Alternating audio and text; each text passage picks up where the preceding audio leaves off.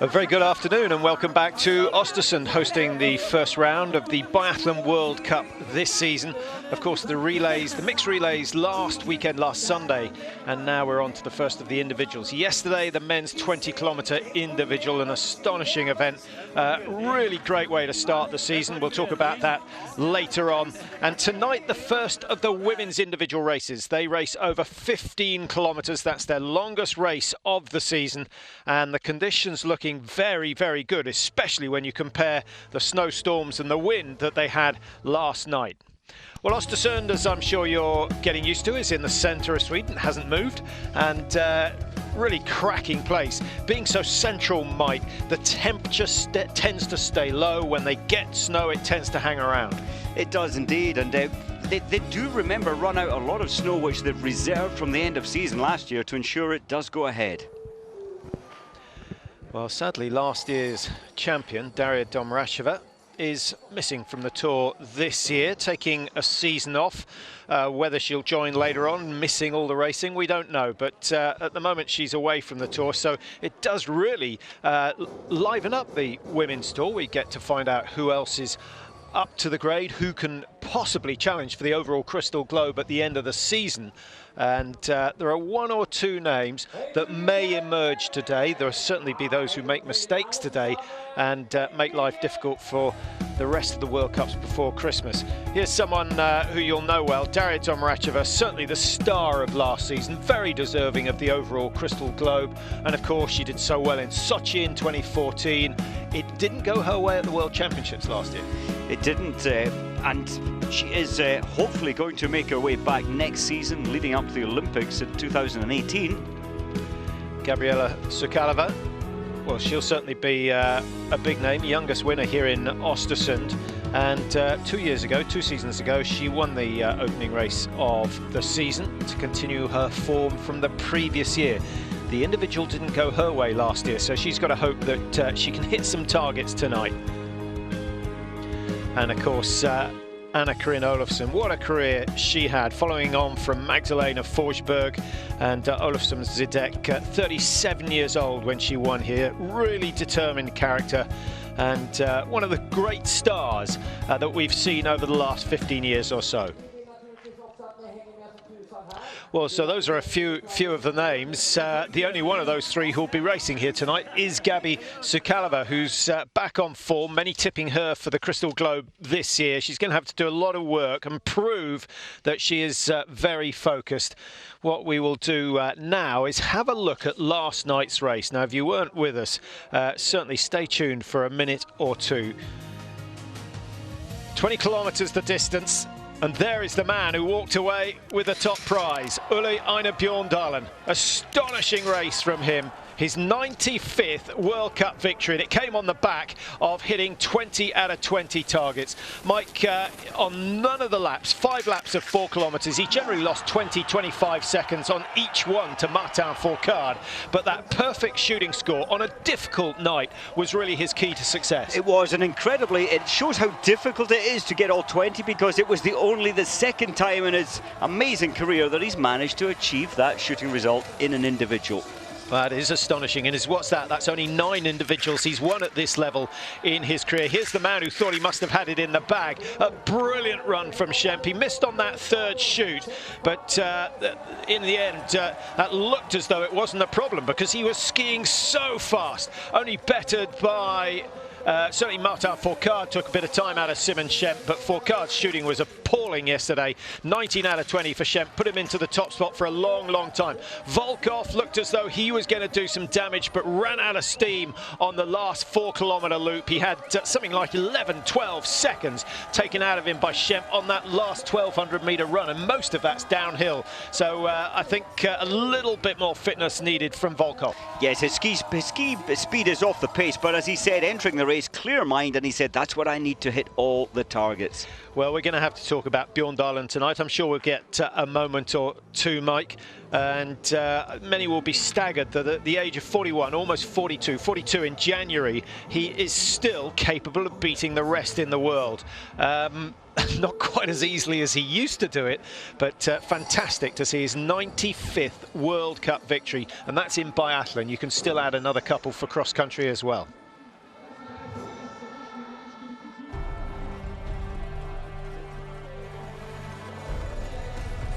Well, here he is. Of course, Norway will be immensely proud of what he's achieved. I noticed all the coaches, a lot of foreign coaches coming up to congratulate him. 20 from 20, and it was amazing race already. So I had only one loop to race, and that was perfect for me. Well, he's admitting really that the 20 out of 20 is the secret to success. He must have known that, and I'm pretty sure, Mike, that he's worked out that if he wants to win races, it's got to come in his least favourite discipline, the individual. Well, now there you see his record, 172 podiums, 6 times he's been the overall World Cup winner. Yesterday's win astonishing, perhaps not quite as big as the sprint win he got at the Olympics in 2014. That was unbelievable, to break all the records in terms of Olympic golds. Really looking forward to have the yellow bib on my body on Saturday. It's been a while, but he will be in yellow on Saturday. So he's got 48 hours to recover from his efforts yesterday, Mike. That's fairly crucial, because the one thing he has said over the last 2 or 3 seasons is when he has a hard race or a hard training session, it now takes him an extra day to recover. Yeah, and he's adjusting. I mean, all the time he's reading up on his science. Of course, he's got every expert in Norway where he can plug into good advice. And I like the fact that his mobile home has been part of his game for a long time, and he even has a little treadmill in there. So, with Bjorndalen securing his first victory, who is it who's going to claim theirs in the women's individual? Dorothy Vera being tipped by a few. She's looked very good in pre-season. Looked really strong indeed. Kaiser Makarainen, who of course was on the podium last year. Tyrrell Eckhoff, who had a good week in Östersund last year. And if she shoots well, could be dangerous. Certainly looked good in the mixed relay last Sunday. Maren Hammerschmidt, slightly weakened German team, Mike. It is a little without Laura Dahlmeier here, but and Gerald Honig was saying as well, you know, it's unlikely ever to get a team as it was, say, 10 years ago. But I think he's playing this group of amazingly talented youngsters down a little, because I think in a couple of years they can be as good as that famous German team which ran on with success for, what, 5, 6, 10 years even. 10 years. Wilhelm, Diesel, Arpel, the list went on and on. Of course, Glago was there as well in her prime, but maybe it's something also to do with the fact that the others have raised their game. Certainly the Czechs.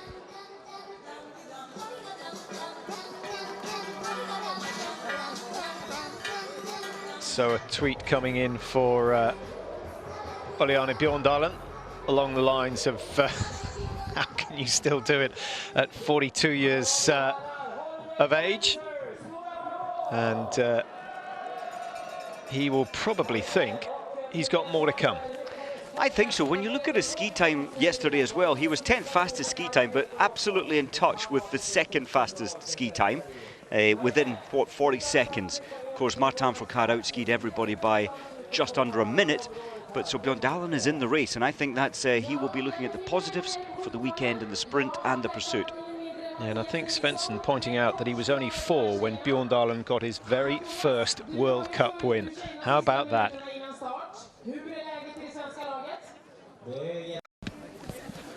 Welcome back to Östersund. Still 3 minutes or so before the women's individual 15-kilometre gets underway. The air temperature -1, just a little bit colder than yesterday. Humidity is well down on what we saw yesterday. And the wind, although those flags are moving, the last measurement had it at 0 kilometres per hour. It is a bit stronger than that, and there will be a few more problems than that implies. But conditions a lot more favourable than they were for the men's race yesterday. Very much so, Patrick. And there's the 3-kilometre track, which the women go round 5 times. Look at the total climb. It is still massive, a 560-metre climb in total from start line to finish line. The men yesterday, 760 metres. An easier journey for the women. Gabi Sukalova, is it going to be her season? Kaisa Mäkäräinen certainly must feel very good about reclaiming the crystal globe. Just missed out last year, went right down to the wire with Daria Domaracheva pinching it in the final few races. Kaisa Mäkäräinen really disappointed with her performances at the World Championships, but she's done well here in the past. She had a good run last year on the podium in this event. Can she do it again? Well, let's have a look at the start list, and good turnout, 103 athletes in all, so it's still going to take 51, 52 minutes to get everyone underway. Nice to see Miriam Gustner back for Germany, starting number 19. Can she hit the targets? We will see. Kaisa Mäkäräinen, the race favourite, goes number 29 for Finland, just behind Puska Kichova. Further down, Mike, anyone sticking out? I know we've got most of the favourites going Group 1 and 2, but there are some big names going in Group 3 as well. Absolutely. Virolainen, I think, is 49. We saw her earlier. I think she has a good, strong chance today. Synnøve Sulumdal of Norway. Disappointing end to last season. In fact, last season was disappointing right the way through. Let's hope that she's got some of that famous ski speed back that has brought her 2 World Cup victories in her career. Magdalena Gwizdon, the veteran from Poland, going off number 84, back for another try. And now right at the bottom end of the start sheet, Magnussen, Meinen and Claire Egan of USA will be a little bit disappointed that she drew the last bib.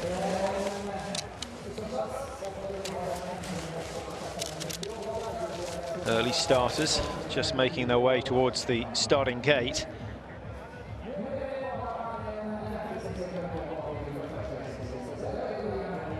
Well, a very good afternoon and welcome to Östersund. Just gone 5:15 here, local time, and we're waiting for the start of the women's 15-kilometre individual. The Swedes have done okay, certainly no problem. I think Wolfgang Pichler, who's back in charge of the Swedish team, will be happy with the way things have gone so far.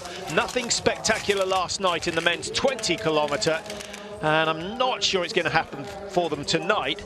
But if they shoot well and ski okay, Pichler will be confident that he can raise their game. Well, we saw Elisabeth Högberg as Gerekova prepares for her journey. Högberg had her best race of the whole season here last year. Maybe do the same again coming up in a few minutes. 31-year-old Jana Gerekova gets the race underway. 19th in the World Cup standings last year. Will have set her sights certainly on making the top 15, perhaps even the top 10. That is going to take a lot of consistency. Sukalova has a very early start number 5. That will have been, she'll certainly have chosen to go in Group 1. Vitkova, Sukalova, the 2 strong Czechs. Here's Fyoko Takizaki, formerly, of course, Fyoko Suzuki. Comes from Sapporo in Japan. 34th last year, missed 3 targets in all. If she can limit it to 2 misses or even 1, who knows, certainly she'll get World Cup points and could even break into the top 15. Here's someone who's been around a while, Mike. She has, 35-year-old now, and I remember at the Olympics, well, the recent Olympics, she's done a few 11th in this race, the individual, and that was missing 2 targets. She has good ski speed. What she wants to do is hit the targets today, though. Don't they all? Don't they all? She needs to, with her ski speed, she needs to get 19 or 20. Kristina Guzik going number 4. Palka, of course, before she got married, and made the top 40 of the World Cup standings last year. Actually had a really good run in the individual at the World Championships in Kontiolahti. Difficult courses up there in Kontiolahti, Mike, with that big long climb or steep climb into the range itself. You know it well, actually, from the Masters World Championships. Oh yes, that was an experience, and I was up there recently as well. 18th of October with a wonderful British group of biathletes, and it was interesting to watch Mäkäräinen training. In the wind, she was not hitting more than 50% of her targets, but not so windy today. She'll be glad of that. Here goes Sukalova, silver medal from the World Championships. 0-0-0, and then missed a target on the last shoot to cost her the gold medal. Sukalova would be happy with a top 5, I would imagine. She's got such a good mindset, Patrick, for hitting the targets normally. 4th at the Olympics, 2nd at the World Champs last year, Sukalova, and it's all about her good shooting. But only 6th in the overall as we watch Marta Olsbu of Norway, the Norwegians. Dominant, as you'll know if you've been following the biathlon and the Nordic events. I know it's early season, but they really have stamped their mark. 6 out of 6 in the cross country, 3 out of 3 so far in the biathlon. I'm not sure it's going to happen tonight, but I guess Eckhoff is the one person who might challenge for the win from the Norwegian team We'll have tonight. to wait and see. Solheim Dahl, she had a poor season last year compared to her previous 4 seasons. Hopefully she's back on better form. Gontier, 29th in this race last year, only missing 2. I've heard she thinks, or the coaches think, she will ski at least a minute faster this year round. Gontier, and don't forget Dorothy Vieira starts 46 for the Italians. There is Kaisa Mäkäräinen. Number 10 is Vaja Simirenko, who I'm sure you're very familiar with if you've been watching biathlon over the last few years. Simirenko, an early start, number 10. A minute before her is Jordanova of Bulgaria, and she got her best result of the season in this discipline.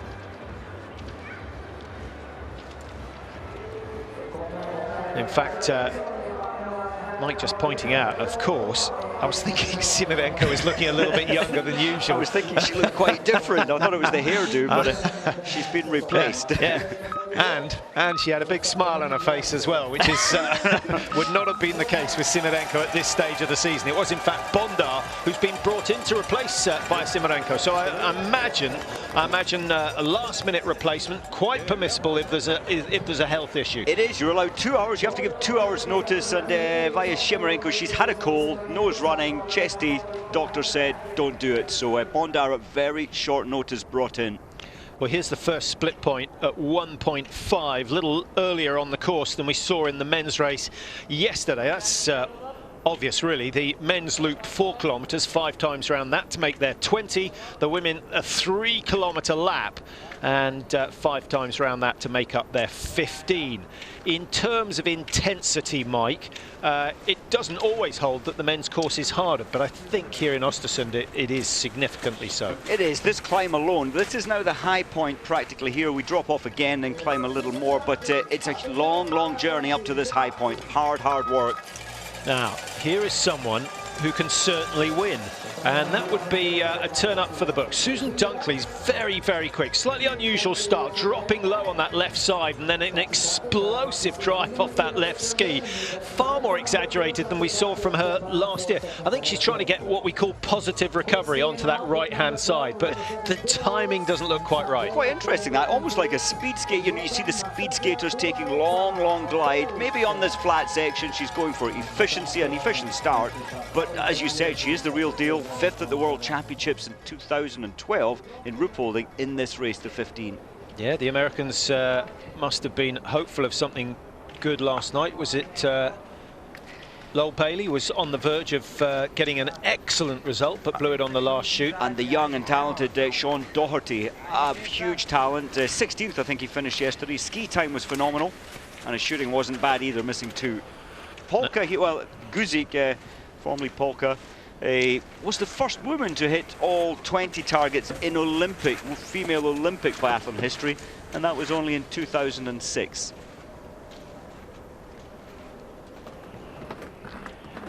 And here comes Sukalova now, 4:32, the time from Guzik, and she's looking very lithe, Mike. I'm impressed by the work she's done this summer. I think she means business this year. Distracted somewhat the previous summer, and she's got the lead. The light is green. Sukalova of the Czech Republic in top spot at the moment.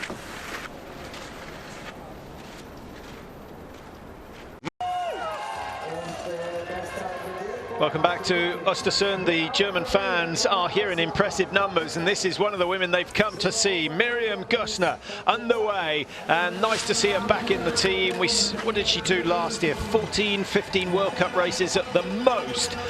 Was in and out of the team, but never really inspiring confidence in the German coaches. Guzik, on the other hand, a permanent member of the Polish team, and we'll see how she shoots tonight. Gorekova through in 8:45. 8:45. Guzik really taking a long time there, losing some 8 seconds to her neighbouring lane to set her position up, but this is how normally she does it best, by taking time, getting comfortable, and really making them count. 5 out of 5.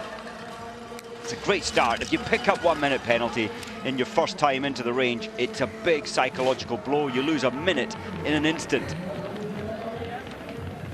What were you predicting for the winning time, Mike? Bearing in mind Bjorndalen, 50:14 his winning time last night. I think we'll see in the women's race, I think we'll see a 45 minutes ski time as about the best, and then 0 penalties.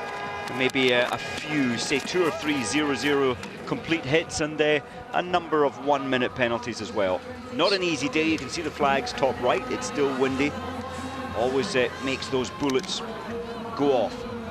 Well, it's changing. We have had good periods of absolutely still, and all the athletes will be hoping that that is what greets them when they come in. Sukalova, as you saw, going clear. The winning time, incidentally, last year, 46:43, with Daria Domracha missing 2 targets, so 44:43 the ski time. I have to say, with Olsbu and the rest of the Norwegians, Björkland, who we've seen in this race and on Sunday in the relay, the women have really lifted their game, and quite right, with the World Championships coming to Norway, or going to Norway in March this year. Because I think, quite honestly, it was the worst year of Norwegian women's biathlon for some 12, 14 years in terms of the team performances. Having started quite well with Tyrrell Eckhoff getting a win early season. She did, and then she was 2 further podiums, but nothing outside of that, mostly in the 30s to 50s. Someone as talented as her.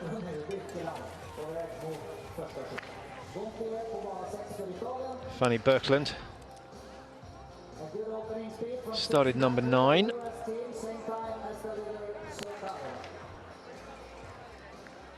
3.6 seconds off the pace. If this was last year, she would have been 11 to 17 seconds off the pace after 3Ks. And don't forget that Gabi Sukalova is the pace setter of the early starters. Already a change on the sights. Was that, I think that was anti-clockwise. It was. That's about 4 clicks. So she's estimating that the wind has dropped off from when she zeroed somewhat 35 minutes ago. Whatever adjustment she's made, it was spot on. And that's a brave call from someone, and she changed the sights so quickly, Mike. I'm not sure that was self-assessment, because she was straight down on the mat, changed the sights. I think there were some instructions from outside the range area to tell her what to do. I think you're spot on with that. As they drop down into the final descent to the range, you've got a coach there on the radio, so clearly there was advice given out there to take it 4 clicks right. You've just got to remember, did he say left or right? But if the wind, the difficulty now, and the next time she shoots prone, which is in another, 20 minutes time, 21 minutes time, she needs to remember, if the wind is strong again, to turn the sights back to where they were.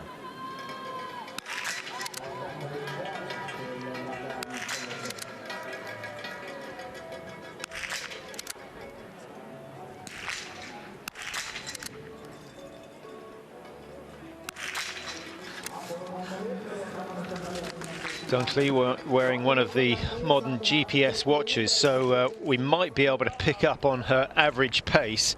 It's not easy to read them, but might be worth that next time she comes in. Certainly for the prone, we should be able to pick something up. Miriam Gössner, well, she's lost nothing in terms of ski speed. Look at that, 4 seconds inside the previous fastest, and that's with Hogberg out there. We've got Sukalova, who's gone through. Susan Dunkley's gone through. So nice to see that Gössner can ski all right, The big question is, will she be able to shoot? And if she shoots well on the first 3 shoots, will she be able to handle the pressure? Do you think it's just a lack of shooting skill, or is it a lack of ability to cope with the pressure that held her back last year and the year before? I think it's just overexcitement as Mäkinen, the red bib, the best in this race from last year, takes off. I think Gusner, she just gets overexcited. She only thinks about the race part, doesn't slow down as she maybe should into the range, but I've heard she's better this year round. We will see as we close in on Franziska Hildebrand.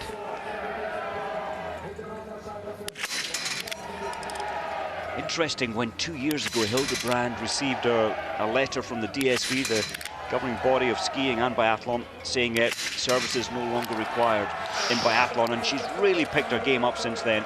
Well, maybe that's what you need, a little bit of pressure in terms of your team competition, and there are certain teams, Mike, where that pressure doesn't exist because there aren't juniors coming through, there aren't other seniors who are likely to push you out should you produce bad results. Germany, that's never been the case. Norway, it's certainly never the case, and those are the teams that are traditionally hold the good form.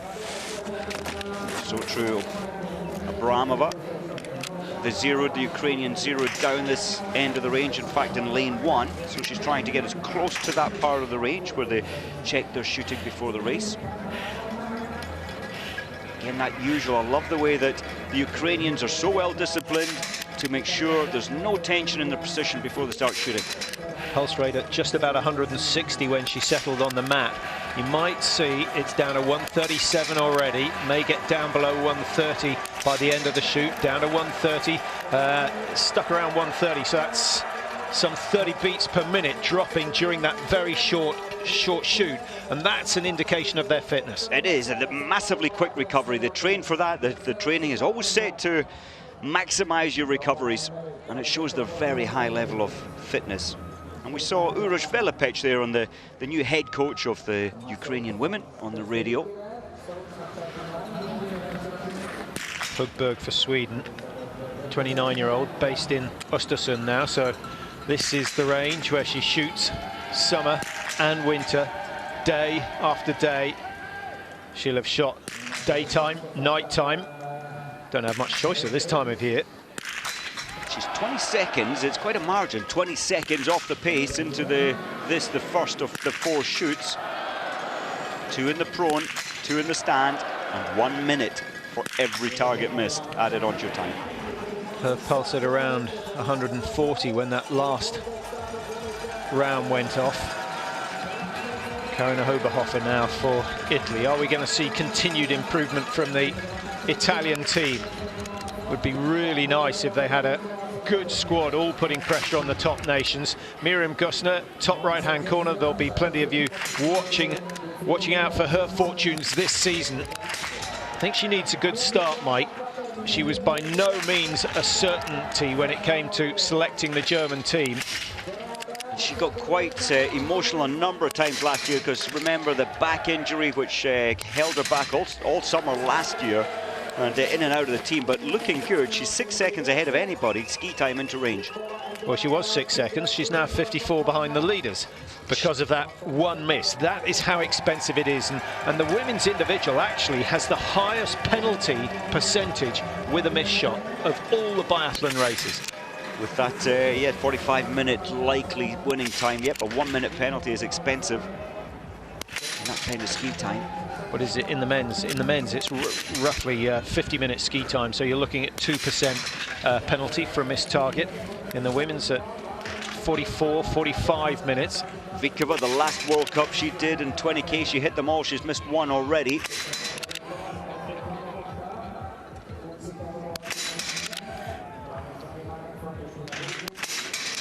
Double world champion, Marie Durand-Abert. What a sensational story that was last year, and looks as though she's continuing that form. 8:27 from Sukalova may well be bettered here from Durand-Abert. Yes, it is. Very close to the end of the range. 4.5 inside. What a way to start her season. And her main rival back on the range for shoot number 2. Look at the wind, Patrick, in her hair, but she's just looking so easy on the rifle. No tension. There is through her left hand, but the rest of her stance looks very easy. letting the wind take the rifle, not trying to fight it. Nice start. Lip gloss glowing from Gabby. I thought that was quite funny. Her pre-race check was put more lipstick on.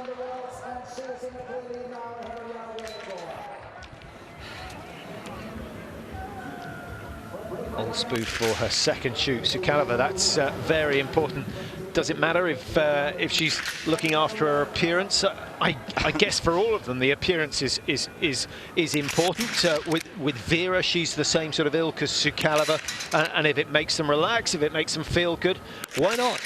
No, absolutely. It just looks like you don't normally see it on the start line of a race that you're putting makeup on, but hey, as you say, it works. She's very popular. She looks great anyway, and as you say, probably feels better by doing that. And Ace Biscon with 5 out of 5. The French surprisingly poor in the range yesterday, and led by Martin Fourcade. 5 misses in all, so only hitting 75% of the targets. The good news, if you're a fan of Martin Fourcade, is that he was by far and away the quickest skier, over 40 seconds quicker than anyone else out on the tracks last night. He was, and interestingly, he said he felt so much better in terms of his form than he did at the Cross Country World Cup the weekend earlier. He said it was back. I just felt so good yesterday. Yeah, 3 or 4 emails coming in saying that they'd never seen Fourcade look quite so heavy. Partly that would be the fact that he wasn't ready for the cross-country races in Ruka. Partly the fact, Mike, that you don't get a rest. You don't have a range to lie down in. So once you've built the lactic in the legs, it's very difficult to get rid of it. And as БИАТЛОN shoots, it's different on so many other levels. You're used to this almost 4-kilogram rifle so high up on your shoulders, you can't have the same tempo. So in cross-country skiing, your body requires more tempo, and they're not accustomed to it. Check the pulse for БИАТЛОN. Great start. Over 160, and she still clears 5 out of 5. That is very, very good shooting indeed. Podchafarova for Russia. Russians will have been pleased, I think, with Volkov's performance last night, and they'll be glad to see those 5 targets drop. But Podchafarova has lost a lot of time to Durand-Abert, and we'll try and track the Frenchwoman on her second lap. She's yet to come in for that second shoot. Maybe we can pick up on that, Mike. Sorry, just Podchafarova, amazingly 27 seconds off the pace into the range. Sorry, what was the... We're looking for Durand-Abert on her second loop and seeing whether she's managed to overtake Gabi Sukalova, who is in second after the... Yep, not quite at this, the first checkpoint after the range yet. She'll be there soon. Kaisa Mäkäräinen, big moment for her. The individual champion last year, only 3 competitions, but she got a first, a second and a third, and finished, what was she, 43 points clear of everyone else in the individual. As Mäkäräinen shoots, I had a good chat with her when I was up there in mid-October up in her hometown in Kontiolahti, and she was saying the first few days on skis felt terrible. She said they always do. To get back into the rhythm, she was tired, but putting huge amount of hours in, hour and a half ski and shoot, skating, and then followed by an hour and a half of classic skiing directly, so 3 hours training in the morning. So do you think that implies that roller skiing is not a very good imitation? Well, I was amazed to hear her saying that. It's a close simulation, but it is very different when you're on. Then you transfer your 0.5 of a meter roller skis to 1.8 meter skis. It's like a giant pair of shoes. But the technique is the same. The muscle usage is the same. The one thing that is different is that the balance on the skis is that much harder. So all those muscles that are relaxed on your roller skis are suddenly tense. Exactly that, and the rubber or the compound on the wheels let you off on roller skis. They allow less good technique. Hildebrand, 5 out of 5 in the pro. Halfway there, that's a good shoot, and from what we've seen so far, but we almost said the same thing last night in the men's race, surely we're going to see the winner win with 20.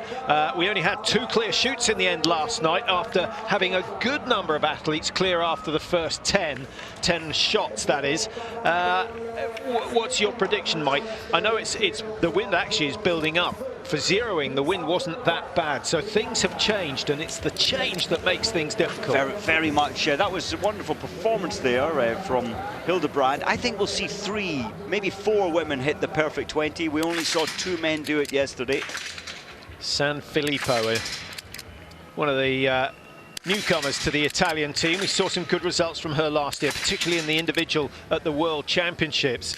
But time and time again, she performed above her station in the relay events and held Italy in there with a chance of getting a top position. So she's a really important member of the Italian team. Oh, she is, and only missing one in this race at the World Champs, finishing 11th. She's up there when she gets the targets, but off the pace in terms of skiing at the moment. Yeah, almost 30 seconds behind after 3 kilometres. Mäkinen leading then, 4.4 clear of Durand-Abert, with Gabriela Sukalova in third. The big names right up there in the early stages. A long, long way to go.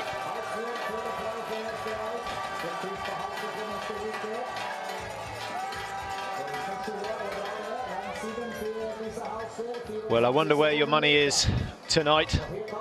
Kaisa Mäkinen looking more relaxed, certainly, than we've seen, what, 3-4 seasons ago, where she was a bag of nerves. She knew that that was an issue. I've been impressed with the way she's handled things, but we did see her crack. There's no doubt that in Kontiolahti it was all nerves. It was. When you're in your home tracks, home crowds, they all came out to see her.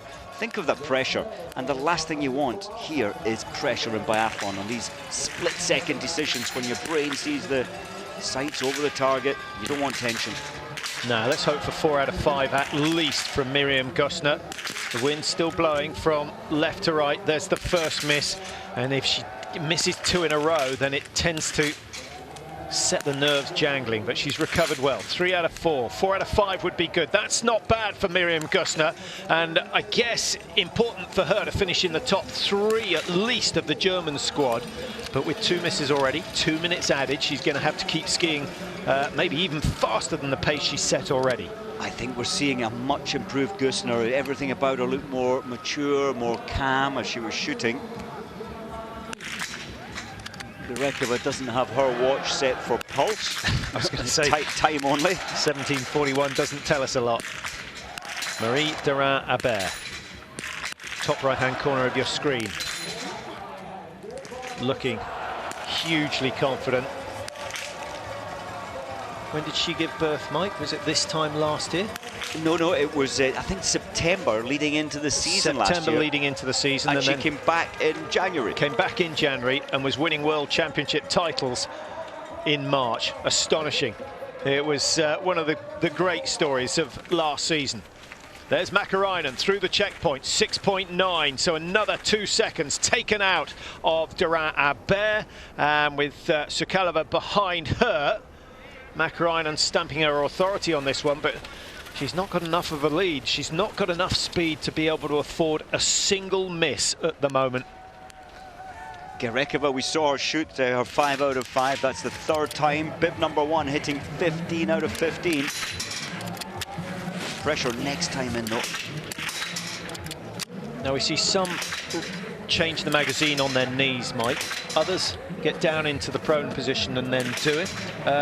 I guess it's easier to fill your lungs with air and recover a bit if you stay kneeling. That's my thinking. I think the majority do it that way, and then you get this little bit of bought time to get your pulse down, get your breathing under control. She is good. Sukalova. That was smack in the middle, so a great finish from Gabriela Sukalova. Zdeněk Vítek there, no emotion, but he's got to be delighted with 15 out of 15. Well, I thought he looked secretly pleased with his charges performance. 44.8. The pressure switches back now to Kaisa Mäkinen. And, of course, to Bescon and Durand-Abert. How does that compare time-wise? Well, the leading time has gone, and Birkeland actually taking the lead after 2 shoots. Good performance from Fanny Birkeland, 17.02 ahead of Hildebrand, who's on 17.32. Bescon, she shows us many times a couple of top 10s last year in this race, in this women's individual. Not as good at the World Champs, though. Well, that's not bad at all. We had a lot of chat last night about whether it was quicker to start in the beginning. She's lost a pole. That's the last thing you want to lose in your race. Well, especially when you're going so well. Fanny Birkeland will be really disappointed with that. She had it pulled out of her hand there just not long before the range. Now, the coaches can't give her a pole while she's in the range, but they'll be ready as she leaves the range. Yeah, hopefully she can settle her mind. That's the biggest danger at the moment. She won't have lost too much time coming into the range area. It could well affect her, though, as you said, as long as it's not in her mind that she's bothered, upset. Now she's put the sights down and she has taken them back, those 4 clicks from where she adjusted last time. Spot on. For this increased wind this time round. Or not. Well, I think it's the other way round, looking at her hair, Mike. Well, it seems dead, doesn't it? Podjefarova for Russia. 165 her pulse at the moment on the 5th shot. It's incredible pace coming in. So an early miss. So let's just update you on the positions. After the first shoot, we'll just pick out the top positions as we see Birkeland still leading after the second shoot. Kaisa Mäkäräinen coming in for her first in the prone position. Mäkäräinen, Durant, Sukalova, Birkeland, Crawford, the leading 5 after shoot number 1. Mäkäräinen now with an opportunity to go ahead of Birkeland after 2. Birkeland 6 seconds ahead of Sukalova. I don't think we can praise that highly enough. She's had a really good second lap. Well, here goes Mäkäräinen's chance. Oh, that's punishing. That is almost unable to come back from that kind of deficit. Yeah, the wind now picking up. Well, 3 misses, 3 minutes. That's over a kilometre. She's thrown away and added almost 10% to her competition time. We will not see Mäkäräinen on top of the podium. No doubt about that. Dorothy Vera now. Later starter. She wasn't included, remember, in the relays at the weekend, Patrick. She had a head cold from recent good racing in Sjusjøen in Norway. But that was quite spectacular shooting.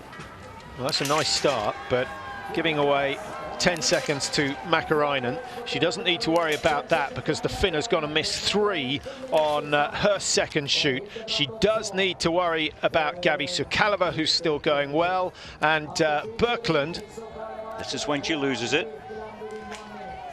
There, athlete beside her skiing over it who looks petrified. Yeah, that was Megan Tandy actually who's caused the issues. And it can happen. You ski over the basket.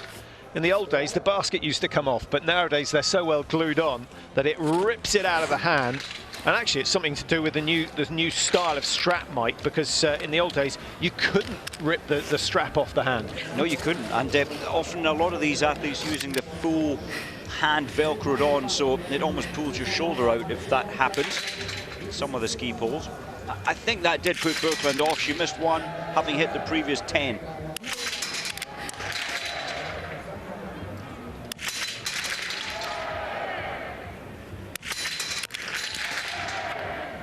Hildebrand going for 15 out of 15. Really good shooting from her, and it keeps her in a competitive position. It's not going to put her ahead of Sukalova. Garekova on 26.31 is going to be bettered, but she's 29.6 behind. Who knows what's going to happen on the final shoot? Sukalova is on her way, almost halfway round that penultimate lap, and just over 1.5 kilometers away from the range for the final time. Is she going to get another win here after an abysmal performance last year? Well, Sukalova, everything about her looks so much on form. She's gone through the 10.5 kilometre now. She's 56 seconds ahead of Garekova. Well, that's good shooting from Dubrazava as well.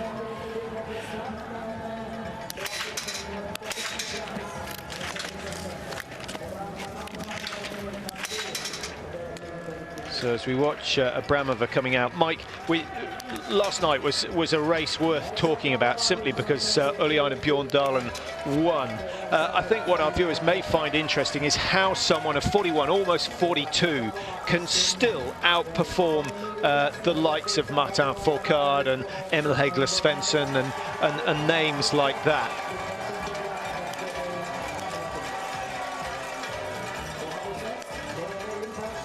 Yes, talking about Bjørndalen and how he, at 41, coming up 42, he is able to keep on going. He says it's his motivation. There's never been any doubt in his mind of what he wants to be or do, and he's as excited now as he was when he started on the World Cup.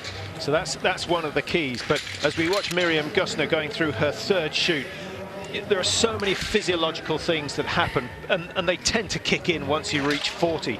You know, your VO2 drops, what, 1% a year. You can slow that down, certainly, but you have less muscle mass, you carry more fat, you develop more fat, your blood vessels are thinner, your heart rate drops, your max heart rate drops, therefore the amount of blood and oxygen you can pump around the body drops. He's at a massive disadvantage, and I know you can slow the rate by doing the right sort of training, but you put it all down to the fact that mentally he still wants it. I think so. His engine, he's super talented. He always was. As soon as he came on the World Cup, I had a good long chat on his first day at the World Cup, and he's as motivated then as he is now, and that's a huge factor. Well, there's someone else who's motivated. His teammate, Tyrrell Eckhoff, who has started well. We'll let you know where she stands when she comes out of the range. Vitkova, certainly one of the faster skiers on the tour. Won this early on, might just have ruined her chances, but she will know that if she hits, well, she's not going to hit 18, even 18 out of 20, she can still make the top 10 and get some decent World Cup points. Grekova showing how much pressure there is when you come in for your final shoot. Unbelievable. The wind is as calm as it ever has been on this far left of range, and that is all about the pressure. 0-0-0. So hard not to think how great you're doing today when you hit your first 15. Hard to keep it out of the mind. Nowakowska, number 56. And as Nowakowska shoots, when we're talking about Bjørndalen, Gusner put it together beautifully on her third time in for the pro and hitting 5 out of 5. So Gusner on 13 out of 15 so far. I don't think we saw her shoot that well at any stage last year. And I know she didn't race all the races, but if your name's Gusner, you don't get dropped from the German team because of your ski speed. Now, think of the pressure here for Sukalova. Has she been in this situation enough times to be able to cope?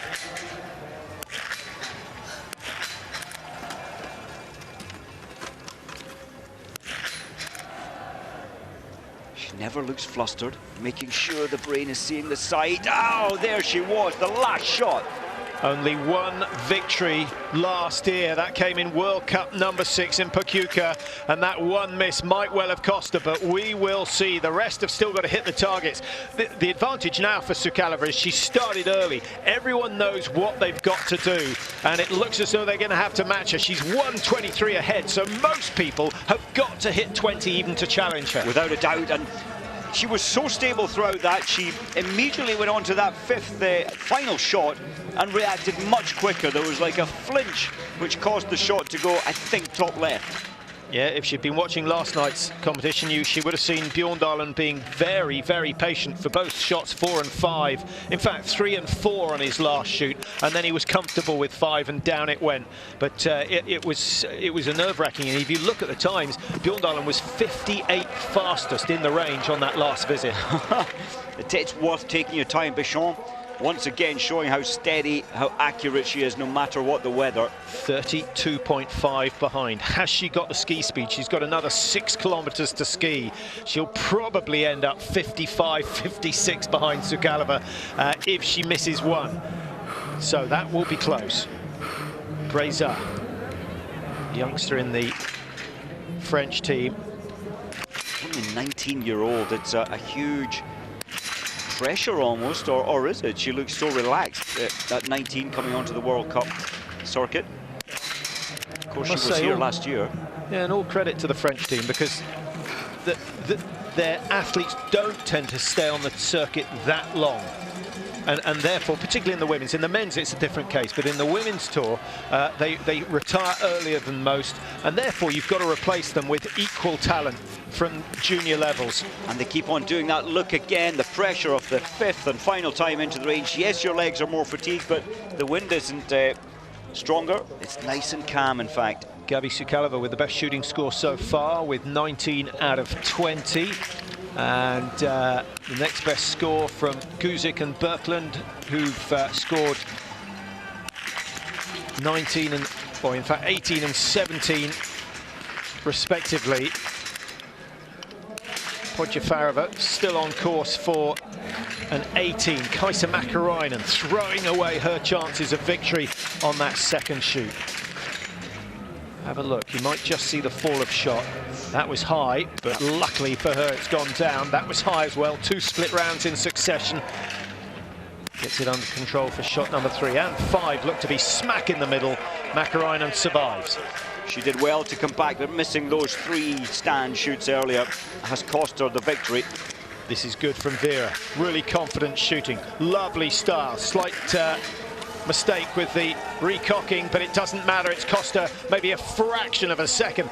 I have never looked quite so composed, quite so confident in the shoot. No wonder people were talking about her for the last couple of days. Well, there we go. And, you know, the tears we saw at the World Championships where she finished 4th in this race. She looks like she's going to put that ghost behind her today. Could even take the victory here. She's only halfway in terms of distance and shooting, Mike. But in terms of difficulty, she's what, 10% of the way? She is. And her coach, Scoping Zingerle, he knows what it's like. At the Olympic Games, he hit his first 15. He could honestly have missed the first 2 shots, just thrown them away. And as long as he got the last 3, but out of his last 5, he only hit 1. A definite gold, a potential silver, turned into a 17th place. And a nightmare. And he never came back from that. He never, ever shot as well again. It broke him. Now, here's someone else who has the opportunity to shoot clear. 35-35 the time that Hildebrand is trying to beat. She will not beat that if she misses a target. She has to get 5 to take the lead away from Gabriela Sukalova. Oh, well, there you go. That's how quickly it changes.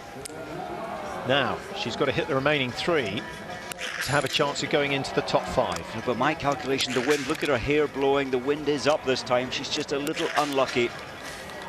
So another to fall at the final hurdle. This is the beauty of biathlon. You really have no idea who's going to finish where until the final shoot. Vanessa Hintz, Sulumdal in Mike. Can we get a split time on Sulumdal into the range for the first time? Sulumdal.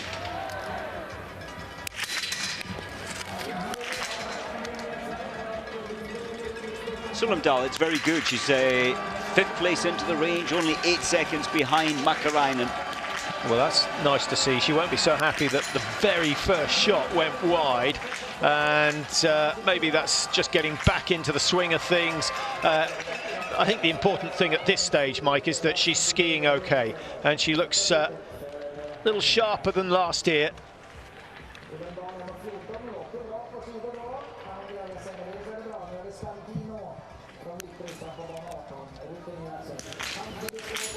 Skardino from Belarus. It's going to be difficult for her team this year with Daria Domracheva away. 8th season on the World Cup for Skardino. Been in the top 20 for the last couple of seasons. I love the way she mindsets. She takes her time in the individual races, the 20Ks, and often she hits 19 or 20.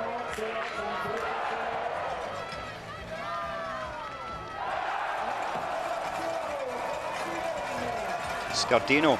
In fact, she was 4th here last year, so she knows how it works on this range. And 50 seconds off the pace of Birkeland, but Birkeland has made mistakes. She's missed a total of 3. Tyrrell Eckhoff yet to miss. 17:02, the time of her teammate. That's not really a threat. Gabi Sukalova, we know, has missed 1. Dorothy Vera is still clear on 17:09. This ski time of Tyrrell Eckhoff is brilliant. So much faster than Sukalova into this second time into the range. But look at that, 1 miss, and suddenly she drops out of the top 3. But 9 out of 10 still may be good enough. If she can hit the remaining 10, she will be in with a chance. Couple of misses from Durant-Abert on that first stand. She's cleared the last 5, and she goes in with a chance of a top, what do you say, Mike? Top 5 might be possible come the end of the day. Well, actually, Patrick, she's skiing so fast, she might well even take Sukalova's time. Well, that would put her, it does put her over a minute quicker than Sukalova's ski time. So that's 1:14. That is a phenomenal performance from Durant-Abert. 1 minute more on the range, and yet out-skiing Sukalova.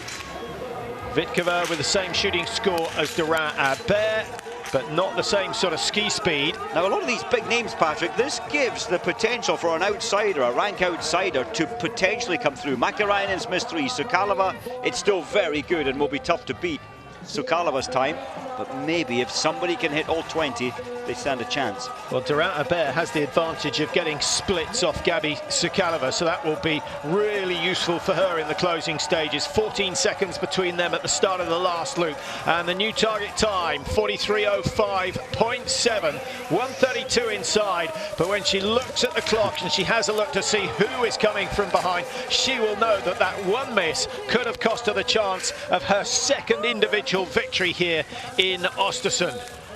Still, a great start of the season after last year, and just thinking, she finished 62nd. I can't quite remember what the shooting score was.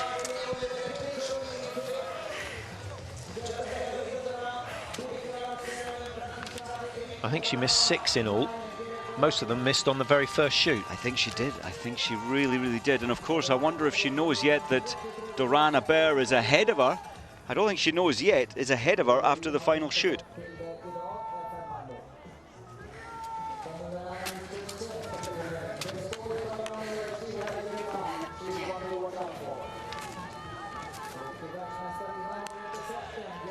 So the early starters have completed, and now we have Agnieszka Bescon with an excellent time as well. 35:20, her teammate's time. Now she needs to come out. I think she needs to come out, what, 10 seconds ahead of Durant-Hebert? I think at least she needs 15. I think her ski speed not quite as good. And I so nearly said if anybody can get 20, it's an ace, but no, she missed the first shot. And the third. There's your pressure.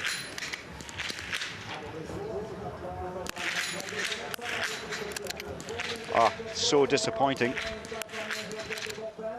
Well, I'm just wondering, as Björkland's coming into her finish, if Gasparin, Selena Gasparin, who starts 69, she's out on the race. Yurlova, maybe, Pegrushna, or Guisdon. Maybe some of those late starters have a chance to put a major upset in here.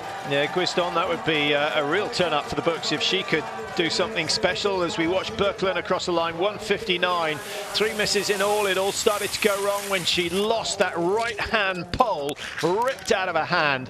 But I don't think she'll use that as an excuse. She knows it didn't cost her too much time, just cost her a little bit of focus. Breza, 4 out of 5 to make it 9 out of 10. And the French shooting mic back on song.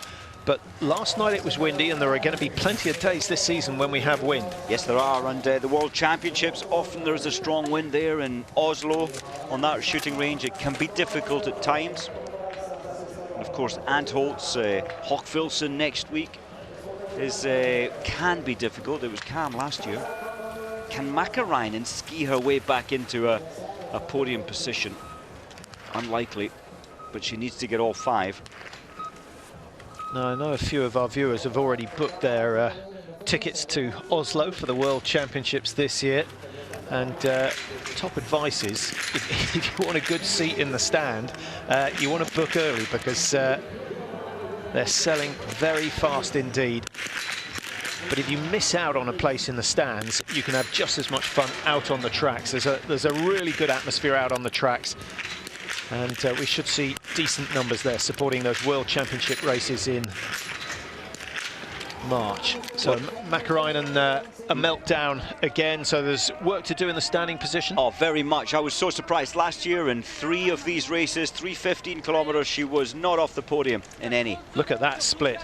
Look at that split. From 14 seconds clear, she is now 30 seconds clear.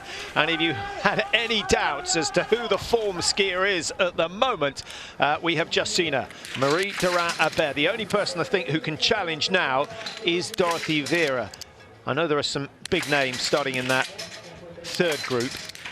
She's taken 15 seconds just in the climb part of the stadium. But Mike, this is fantastic. Vera's going to be just fractionally behind Sukalova, but she's going to be well ahead of Durant-Hebert, and she's just got 5 targets to hit. Those first 5 stands went down easy. Big test for Dorothee Vera. 25.50. She is certainly in the running for the win, but it's going to be a question of whether she can cope with the pressure. And knowing what she's got to do, she's going to have more pressure than most. Here comes Hildebrand 1:44.36, that's respectable. Goes into second for now, but just like Sukalova, threw away her chance of a win on that last shoot. Look at her time. Had she got those, I know so many biathletes say had I got those last two shots, but she would have won this one. Yeah, she would have had 43.06.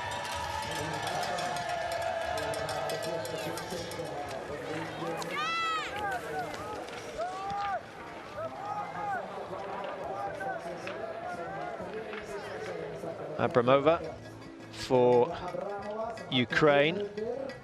Just coming down into the finish. It's a nice easy finish here in Östersund. A couple of vaguely technical turns as you drop to your left down into the stadium. But then a, 200-meter sprint to the line, but you're carrying good speed off the downhill. Not much you can gain. Of course, if you have a fall, you can lose loads, but 2:25 behind for Abramova as we go back to the range with Vanessa Hintz on her final shoot. Only Dubrazava has managed to clear all 20 targets, if I'm correct. Sukalova hitting 19. And the Belarus athlete Dubrazava with excellent shooting. Of course, Vera could still do it. I think Vera has a strong chance of being the second athlete to achieve the full hit, the 20 out of 20. And we were talking earlier, well, there's Dubrazava coming in now.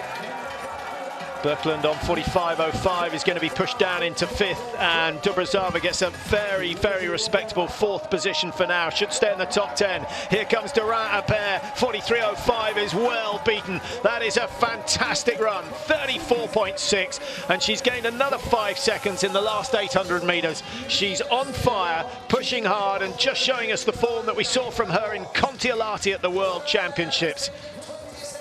Well, a minute and a half ski time faster than Sukalova. Durant-Appert certainly wouldn't have expected that. That's outstanding. Yeah, that is astonishing form for this time of the year. And so much harder. You know all about having young kids around, Mike. Finding time to train is difficult. Quite how she finds the time to train to this level, I don't know. Vitkova of the Czech Republic, 43.41. That's not a bad run at all. So 2 Czechs on the podium at the moment, but we're expecting things to change after the third shoot. If Tyrrell Eckhoff can clear all 5, she's back in with a chance of getting into the top 5. Have to say, she's looking good. She needs to get the last 5, and she's going to go chance. Yeah, I think she's going to go ahead of Hildebrand, and she needs to be. Is she going to be within a minute of Sukalova? She is easily 25.2. So there's a chance of challenging Durant-Appert. We'll get you their relative position. So after the third shoot, Mike, we've got Sukalova still with the best time. And we've got Vera, Eckhoff, Hildebrand, Bascon, Grekova. We're looking for Durant-Appert after that third shoot.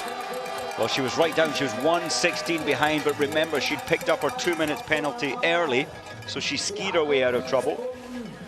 She shot 0.200. So Vera is still a contender for the title here.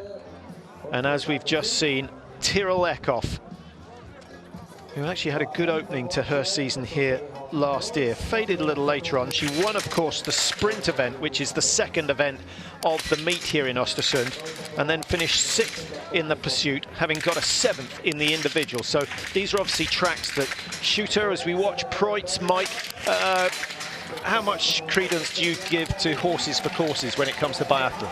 In terms of the course? Well, does certain courses suit certain athletes? Yes, it does. And I think Mäkäräinen, the total climb 560 meters here, she is the lightweight in terms of her body weight that lifts herself so quickly up the hill. So Mäkäräinen normally always sets the fastest ski time here. And I think that's the case today, because remember, she shot quite badly. And you get a good feel. If you've had success at a venue, you carry that lucky feeling, that I like this venue feeling into the next season. And of course, those who can shoot with a high pulse, like courses like Antolz, where your pulse rate is always 5 to 10 beats per minute higher, simply because of the altitude and the climb into the range. Without a doubt, and this is one of the easiest ranges to shoot on. Imagine if she'd got those last two, she'd be in second place by 1.5 seconds. So it's all about the Czech Republic and France at the moment as we watch Osanova coming in.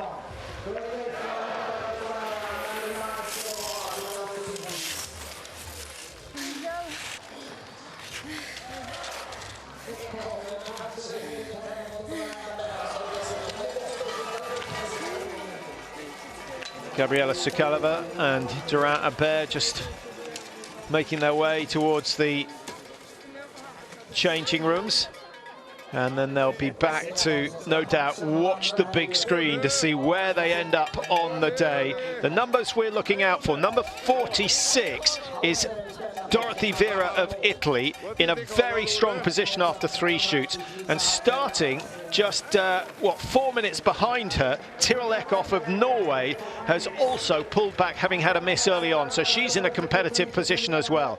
Kaisa Mäkäräinen will 5 misses, same as Martin Fourcade last night. It's punishing, and they all came in the stand position. Her prone was perfect, but the standing missing 3 out of 5 and 2 out of 5. Quite honestly, not aware the form she was last year. She'll take 5 minutes off her time tonight when she has a look at the result sheet and realise that she could have won easily. That's a positive, isn't it? She knows that when she gets the standing shoot together, she will clear the targets. But that sort of shooting is what we saw in Kontiolahti last year, Mike. I'm just worried that her failure there is going to affect her this season. Possibly. I wonder if that is a factor. But well, third in this race in at the World Championships. She had a first, a second and a third in the 3 individuals last year. It was brilliant. 3:27 for Podjefarova and 13th place. Now, just looking on the track, Dorothy Vera, last check, she was 10.3 seconds behind. She's lost 2 seconds up to the high point. Hauser, really calm and precise shooter as Hauser. I'm surprised she's actually missed one today. Come into this new season where she is stronger. Well, at the finish, Durant-Abert has a 34-second lead over Gabriela Sukalova. So that is really what Vera is aiming for. It's what Tiril Eckhoff is aiming for. So if they go through the next checkpoint in the lead, they have to bear in mind that Sukalova missed one on that last shoot, and Durant-Abert went clear on her final shoot. Well, here she comes. Moment of truth for the young Italian. Finished 7th in the overall World Cup standings last year. Got a 4th and a 3rd here in Östersund. So these are tracks that she likes. Also performed well in Pochuca. This is quick. This is fantastic. She looked good in the first stand. She's cleared the lot. Only the 2nd athlete to do so after Dubrizava. And Italy's Dorothy Vera is taking control of this race here in Östersund. The question is, has she got it in the tank to beat Durant-Abert? 35.20. Oh my goodness, 46 seconds clear. I know Durant-Abert was quick, Mike, but Vera is not going to lose that sort of time. She looks so much sharper than last year. Oh, so everything about her is on form, but look what's happening here. Pegrushina, after 2 shoots, she's only 15 seconds off what was Björklund's time.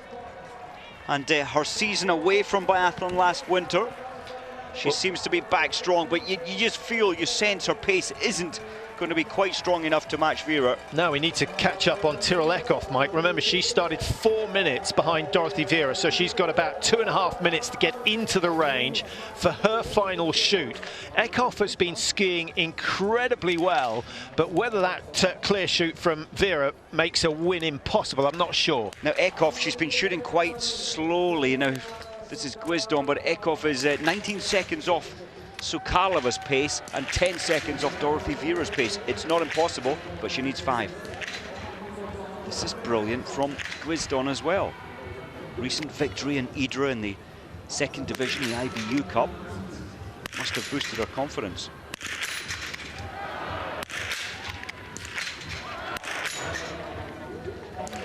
150 to 1 for a win for Guisdon today.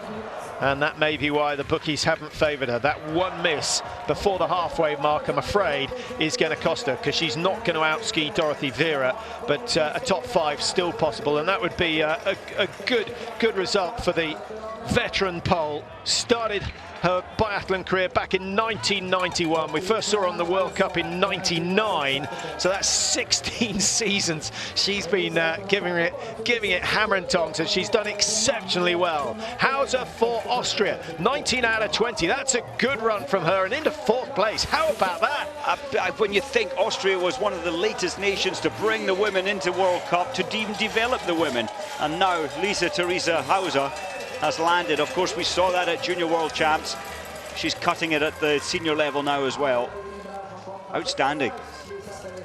Well, we'll try and track Vera as she goes round the course, but we also need to keep an eye out for Tiril Eckhoff. Is she coming around the corner? Yes, she is, in the Norwegian suit, of course. And the time on the clock, 34 minutes. She's only got 34 seconds. I think a top 2 is possible. Needs 5, but she did miss one on that first stand.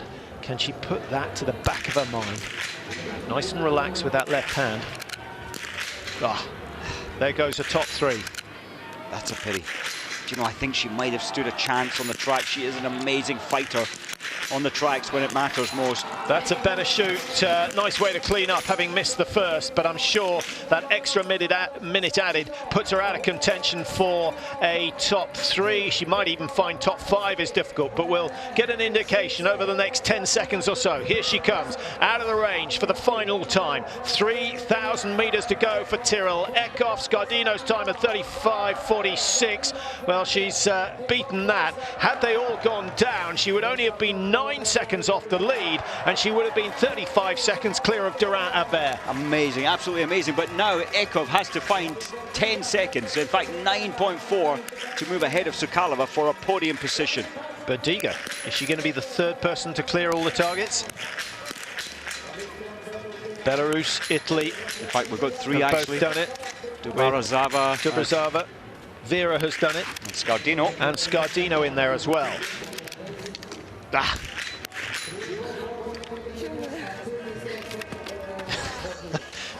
Don't understand it. I don't, yeah, but it wasn't good. You can have a good guess. You can have a good guess. And you can understand the frustration at that stage of the race. Interesting, Dorothy Vera really wasn't feeling well after selection races in Norway, took the weekend off, but sometimes that break gives you a boost, a psychological break from the pressure. And 20 out of 20. Well, particularly if your cycle of training has you doing a really hard week before the first World Cup. So an extra week's rest allows you to come up. Now she's got to reset all the training to try and maintain this sort of level. I think she'll be on a massive high after today, as if she can hold this lead, which is most likely she will. 46 seconds clear of Durant-Abert last time we saw her. She can afford to take it easy. Well, she's lost she lost 21 seconds in that first section. Oof, she has. 1,500 meters to go for Dorothy Vera, so it's not in the bag quite yet. I wonder whether she's had a stumble out there, Mike, or whether she's completely blown up. I think she's totally exhausted. The coaches are telling her, you've got to keep sharp, you've got to keep pace. To lose 20 in that short distance to the high point, she needs to be careful. She has to keep completely and utterly focused. So there is hope for the French, and Marie Durant-Abert still leading in the finish, 42.31 her time, and Dorothy Vera now realistically the only person who can challenge. Miriam Gusner, incidentally, we tracked her earlier on. She cleared all the shots on her 3rd shoot. We haven't, I think she, I'm afraid the inevitable has happened. 3 misses for Miriam Gusner on her final shoot, so she ends up with 5 penalties, and that pushes her down outside the top 30 today. That's a real pity. It was 1, 1, 0, then 3. The ghosts of past are still there. Rosanna Crawford with 18 hits out of 20. That's not bad. Top 10 for now. Likely to stay in the top 15 come the end of the day. And we also need to catch up on America's Susan Dunkley, Mike, who started early. We haven't seen much of her. Usually an indication that they've missed targets early on. Just trying to pick up on Dunkley. No, it wasn't good at all. 1-3, 1-4. A total of 9 penalties for Dunkley, and down in 52nd at the moment. Yeah, time to slow the skiing and just make sure of the shooting. Reza for France. The French shooting record has been pretty good today. I have to say, as I was looking down the result sheets there, Amanda Lightfoot, our British biathlete, doing well. Final split time for Dorothy Vera, 25 clear. She's lost another 8 seconds in that's the last 800 meters. She's only got 700 to go. It looks as though she's going to scrape in. If this is pacing, it's very clever indeed, but I think she's a spent force and is just in survival mode at the moment. Usually very, very agile on those corners, looking a little heavy now. Just round this final left-hand bend, and then she drops down into the stadium.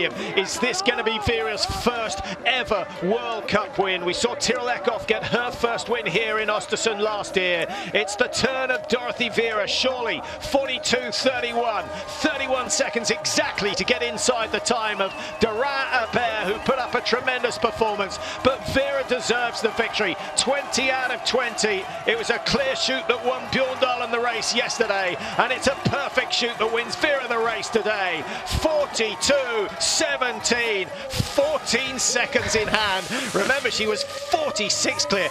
Dorin-Habert is on sensational ski form. That was an incredible final lap from her, but take nothing away from Dorothy Vera. The smile of a winner. Wow. Well, she's threatened for so long to do that. And at last, the former junior world champion has become a World Cup winner. Well, I may be jumping the gun, but I can't see anyone else out there, Mike. Maybe we should go back to shoot number 2 just to check that no one from Group 4 is going to spring a surprise tonight. I don't think so. Pigrushna, we must keep an eye on. Only 17 seconds. She's hit 10 out of 10. She's still to come in for a third shoot. So a real possibility of an upset there. This could be her now. Here she is, yeah, 10 seconds behind Vera at the halfway stage. But with Vera clearing all the targets and Pigrushna still to hit 10, odds are still on Dorothy Vera.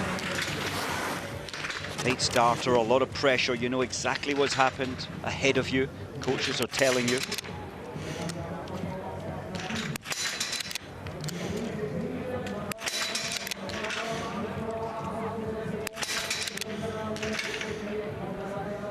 Taking her time, which is a good strategy. Taking a long time in this last shot. She can't get her breathing under control. Uros Velepec, Slovenian, head coach of the women from Ukraine, and it looks as if he's doing a grand job. So 36 off Sukalova, and she's 22 by my calculation off Dorothy Vera at that stage of the race. Here comes Tiril Eckhoff, and she's putting the work in, trying to make up for that extra miss. Well, that's a phenomenal ski. She's a minute 15 quicker than Dorothy Vera, and I think that's the quickest ski performance we've seen today. It's going to be quite close between her and Dorin. It is, but remember, she had to pull 10 seconds back of Sukalova to get a podium. She's running exactly 0.3 of a second slower. She needs to find 0.3 to the finish line to get on the podium. Well, the traffic may prove a problem. She needs to be bold enough to go around the outside. No point in shouting track to those in front at this stage of the race as they come down. Now, Tiril Eckhoff, as you said, a real fighter, and this is when she needs to produce her best. Good ski speed coming down on that final descent. Now she breaks to the right into the finishing straight, unable to overtake the athlete in front of her, and Sokalova's time of 43.05, she's done it. Oh my goodness, that's really good skiing over the closing stages. 43 minutes dead. Well, that was 5 seconds, Mike, in the last, 700 metres. And it's an easy 700 as well.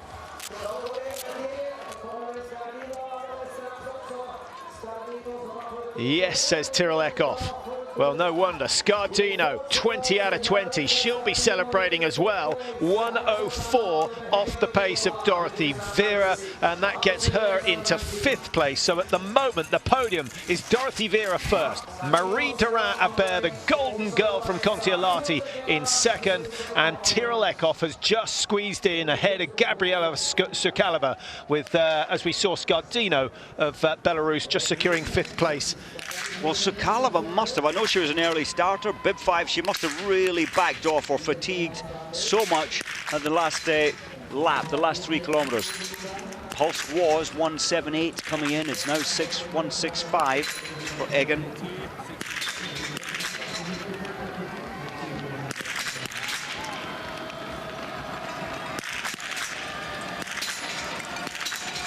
The last starter, Claire Egan from USA. 9 out of 10 so far. Comments on the shooting, Mike, after what we saw last night in the men's individual? Well, the feeling I've had is the shooting is better. Maybe it's not. It's just the fact we've had 3 perfect shoots so far. In the men's race, we only had 2. Very few 1-minute penalties. So Karlova, of course. Lisa Theresa Hauser has only missed 1. Outside of that, we've got 2s, 3s, 4s, 5s, 6s, 7s. And sadly, 1 athlete missing 10. 50% of the targets hit. Reutz coming in. I had thought she would hit 19 out of 20 today. From what I've heard of how her training has been going. Still only 21-year-old, so plenty time and room for improvement. And she has proved herself at Junior Worlds as a top contender. 3:24 off the pace. What could have been hitting 20 out of 20. Miriam Gusner only missing 2 out of the first 15 shots fired, and then she missed 3 out of 5 last time in. Confirmation at the finish, Vera, 4th at the World Champs, the best today. That's a great start to her season.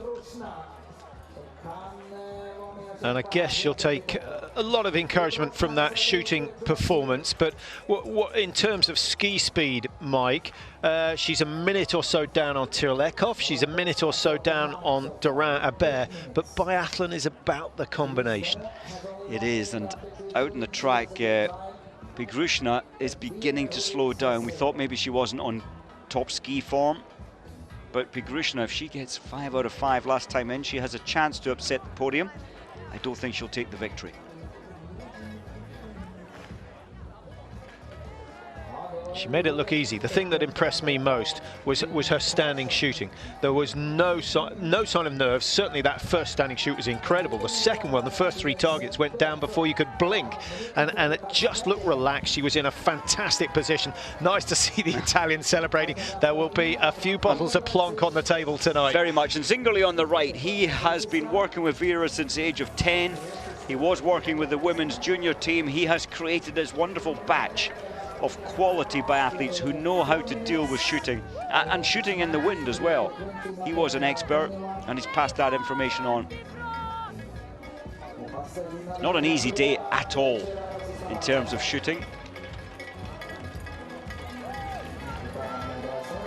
Brezat of France, and the French obviously with Durant-Hebert up there at the finish in 2nd place at the moment, but they've also got an Ace Pescon in the top 10. She's down in 8th. Then a little way down to the next of the French, Justine Brezat just coming into 23rd. I thought we might see a few more of them in the top 15. Guisdon, late start, and so far, so good. 14 out of 15. I think she would have settled for that if you'd offered her it just before the start of the race. Yeah, very much. Over the years, you said 16 years on the World Cup Tour, it sadly has been her shooting which has let her down, but she's come into this new season. 10 out of 10 at the IBU Cup race in Sweden. Well, further up Sweden, I should say. Idre, 4 hours away from here. At the weekend, and now 15 out of 15. Could still create a bit of an upset. If she gets these 5 targets down, she'll certainly move up the ranking. This tricky little left-hander at speed. Gasping for air by the time the athletes are at the high point before that little descent, and quite a tight left-hander. Polyakova. Only 1 missed out of 15 so far. Some way off the pace though at 37.05.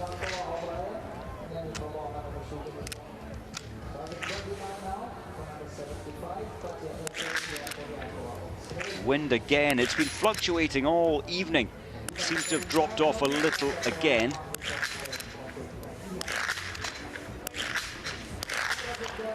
So 1 minute added onto her time. Anna Urinova scoping there. She was a very good biathlete. She knew how to hit targets. And 18 out of 20 today is still a high standard of shooting. That's the final or later starters are still coming in to shoot, and some on their final 3-kilometer lap.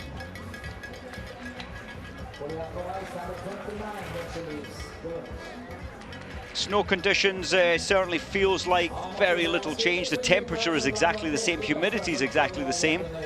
And just get the feeling the tracks have been running much the same throughout the evening. Men's race yesterday, it was snowing and then the snow stopped. As Pegrushna comes in for the final and the big pressure shoot. Now, where is your money? If we're looking at where potentially she could finish, she's still got a little way to go. Breaks to the right, and then she can choose which lane to shoot in for this final shoot. Unfortunately for her though, Patrick, even with a 5 out of 5, she will not beat Vera's time. Well, I was looking in terms of Durant-Hebert. I don't think she's going to match Durant-Hebert. She's still got a long way to ski up to the top of the range before the clock will stop. But Sokalova's time of 35.35 could possibly go, but it's got to be a quick shoot and it's got to be perfect. It's not her style. Pegrushna shoots so carefully. But no wind, maybe she'll risk shooting faster now.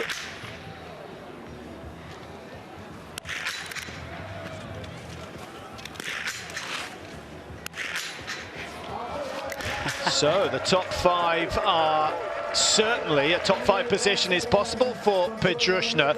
Let's look at it in terms of ski speed. Tyrrell Eckhoff currently lying in 3rd position, having missed 2 targets, and Eckhoff is what, a minute off Dorothy Vera, and Pegrushna 55 seconds down, so she's got to match Eckhoff on the last lap. That's a tall order.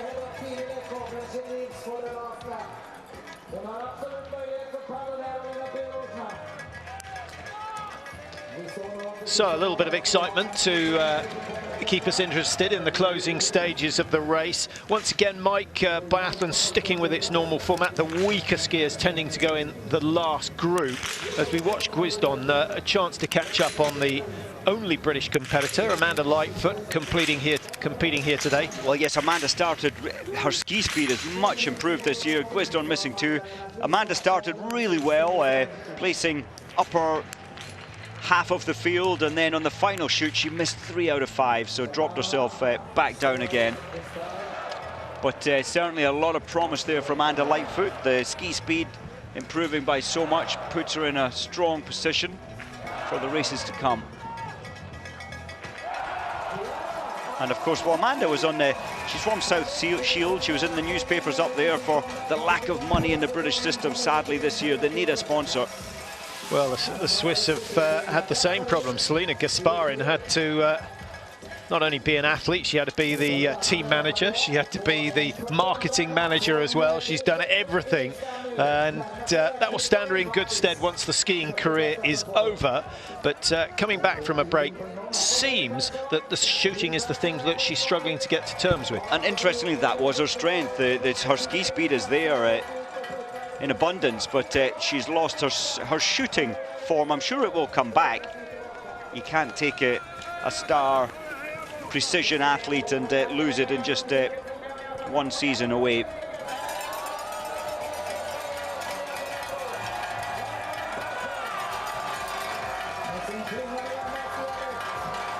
Pesson with just 1 lapse of concentration. To be fair to her, the wind did pick up during that second shoot, so I think she can take a lot away from tonight's performance, and if she ends up in the top 30 and gets World Cup points, that certainly goes down as a big tick in Wolfgang Pichler's book. 3:59 the margin, 1:59 behind had she hit all the targets, and that would have put her into the top 10.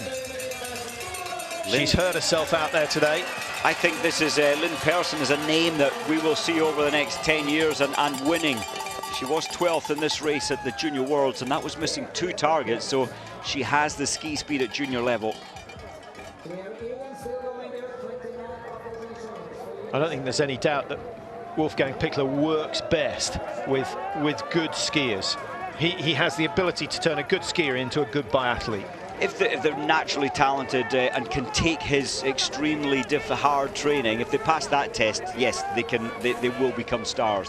So if you were to choose a world coach, who would you go for? I like his style, Wolfgang. He works on the positivity, he works on bringing the best out of it. He's very personal to each individual, shapes the training, but it's always hard.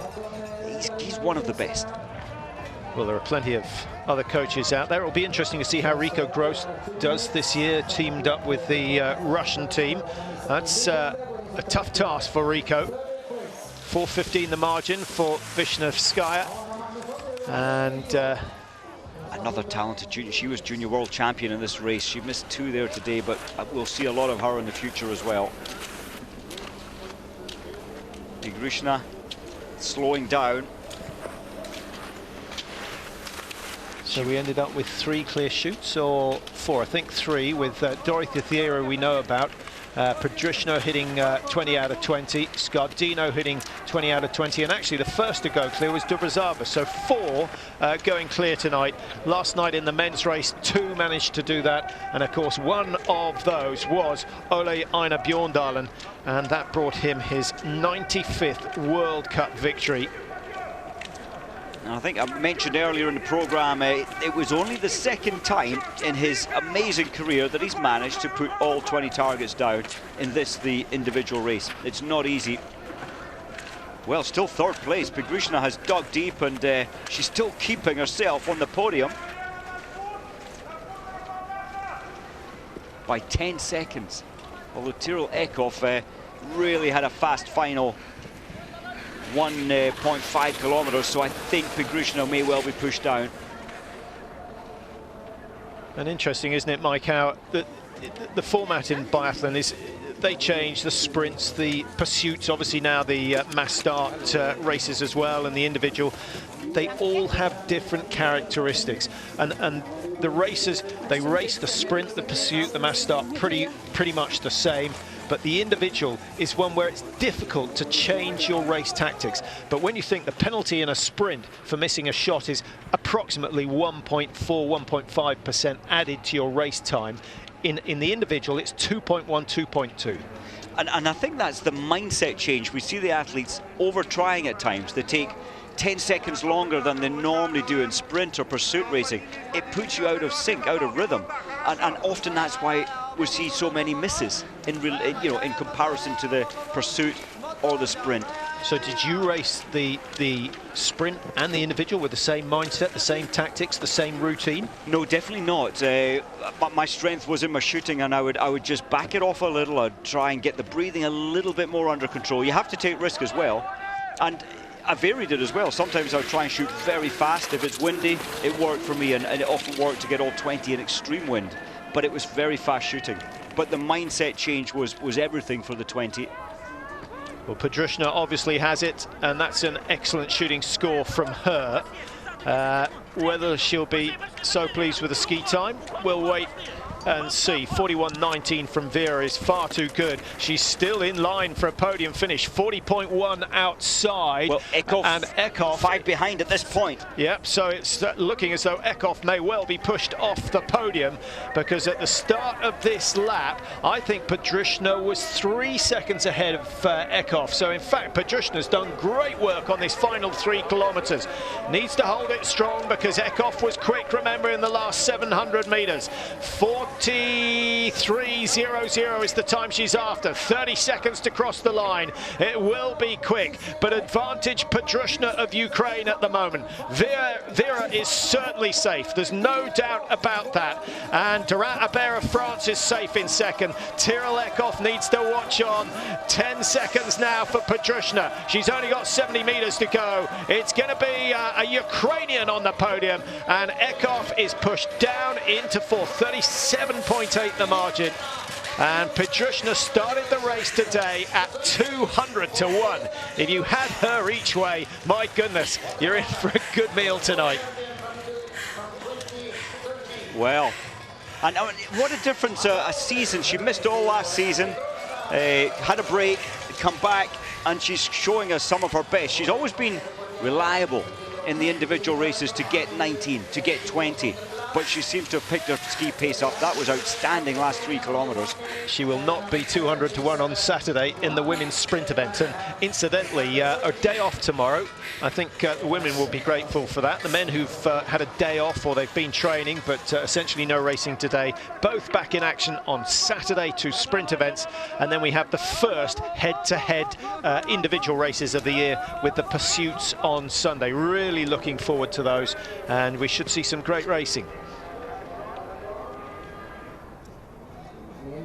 Quizdon started so well, 0-1-0, just missing 1 out of the first 15, and then again it's about thinking. She would have been top 10, possibly top 5 had she hit her last 5, and it's hard to keep that out of the mind.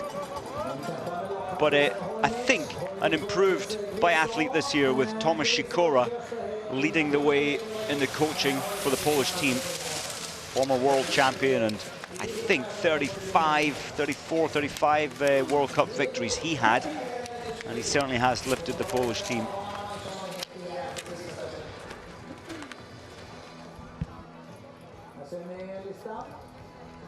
So 2 of those who hit 20 out of 20, Vera and Pegrushna on the podium in 1st and 3rd place.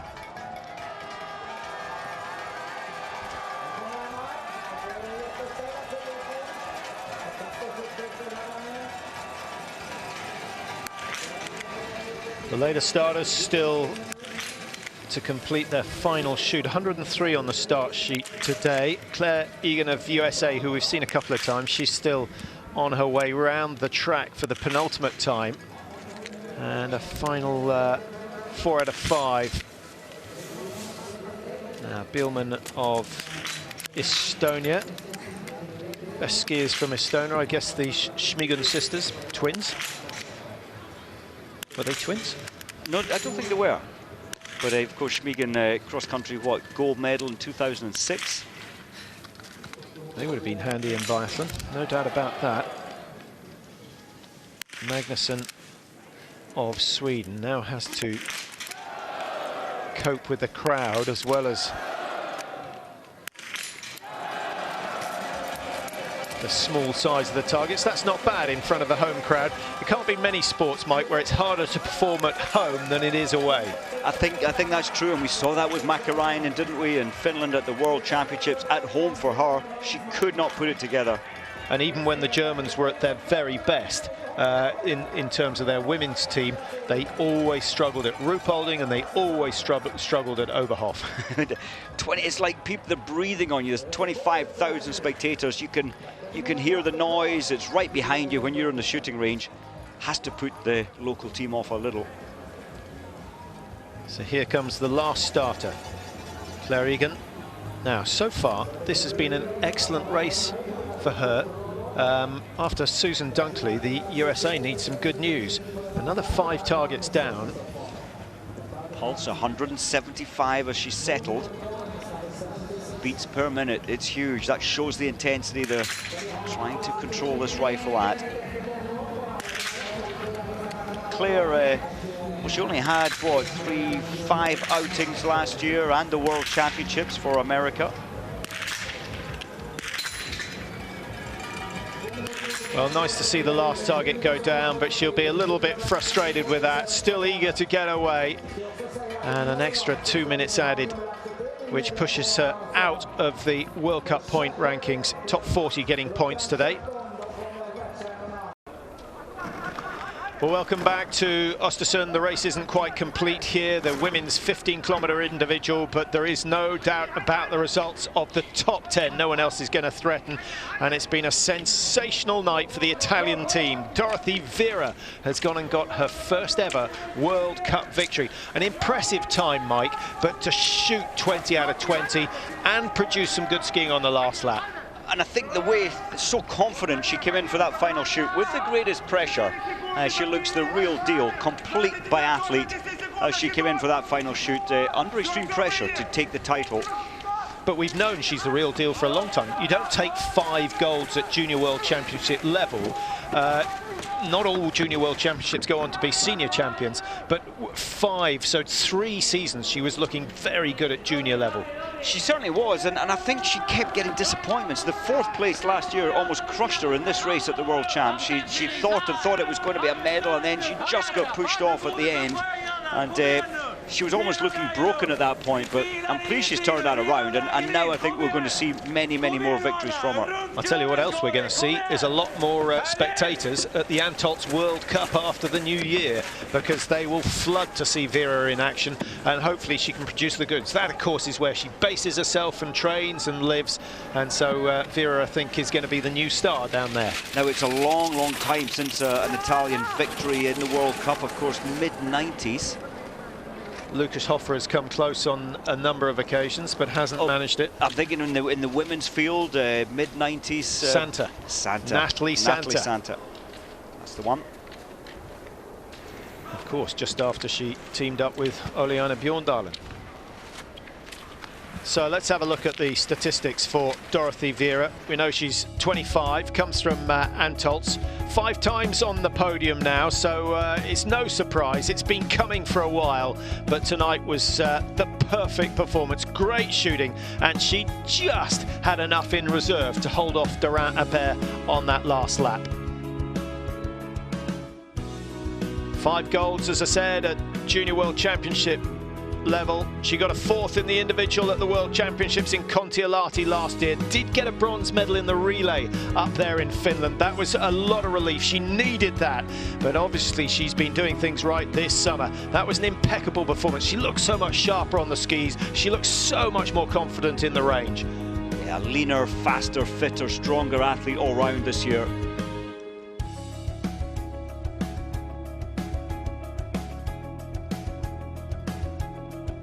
Well, there's no doubt who's going to be the poster athlete for the Antolz World Cup this year. As you see her at the top of the order board, 42.17 the winning time. That's 2 minutes quicker than last year, but don't forget that Domaracheva missed 2 targets, so the skiing time's similar.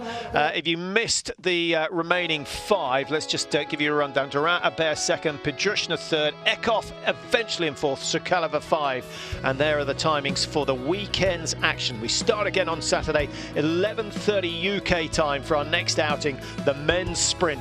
Surely Bjorndalen doesn't have a chance in that, but do not write him off. Martin Fourcade, the quickest man out on the snow yesterday. Is it going to be his turn to get a win?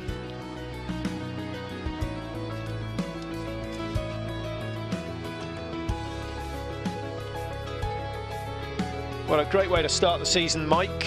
Two good victories. One old-timer getting his 95th, and a promising young athlete getting her first victory. Taking the first of a huge day for Dorothy Vera. Will it release a floodgate of further results? I hope so. Be great to see the Italians at the top. No doubt about the form of Durant-Abert. Lightning quick. Herself and Tyrrell Eckhoff could have a few good battles this season. Well, that's all from Östersund for tonight. Thanks for your company. We'll see you again Saturday morning. The men's sprint, the next race. Goodbye for now.